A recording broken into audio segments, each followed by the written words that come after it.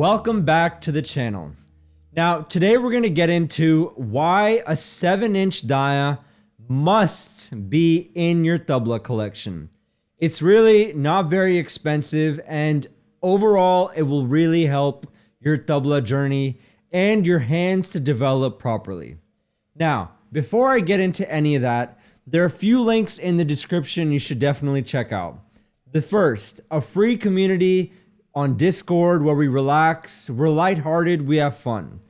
Then there's a paid community. Also, in the description, it's on a platform called Skool.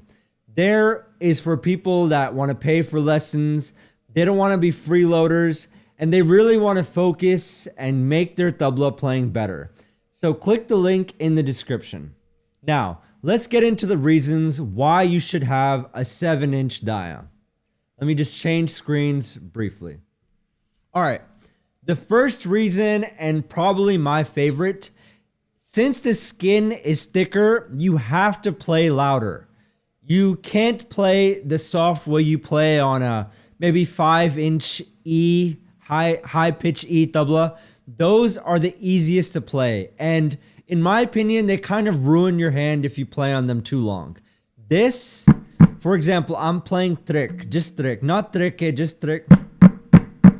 I'm definitely having to throw my hand more, and my wrist is developing in the process. So this is the first reason you definitely want a 7-inch Daya, because it will force your hand to work harder. It's kind of like in weight training. This would be a higher weight to lift, all because of the thicker skin. Let's go now to the next point. It's more relaxing to play. There's something about the tone. It's much larger, more immersive. It's kind of like the equivalent of listening to a song on your iPhone speakers versus a home theater setup. The home theater setup will give you the richness and the fullness, which is kind of what you get out of this larger Daya shell. So it's a lot of fun to play, and it's a great way to unwind after a long day.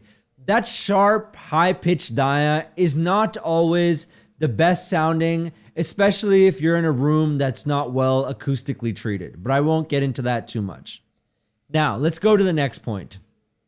So this is something also interesting. The Baya. You can tune this somewhere between 60 to 90 hertz, I've seen usually.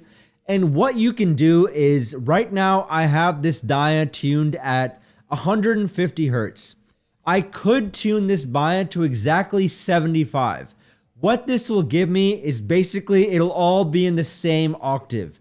It'll feel more like you're playing one cohesive instrument instead of two different instruments. So there's a very nice overall resonance you get to it.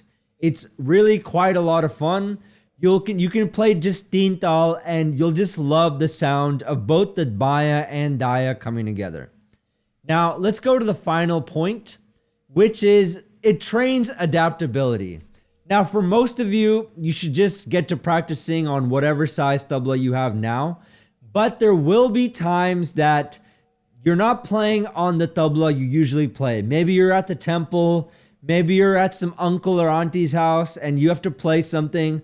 You got to get your hand used to the idea of playing on different sizes.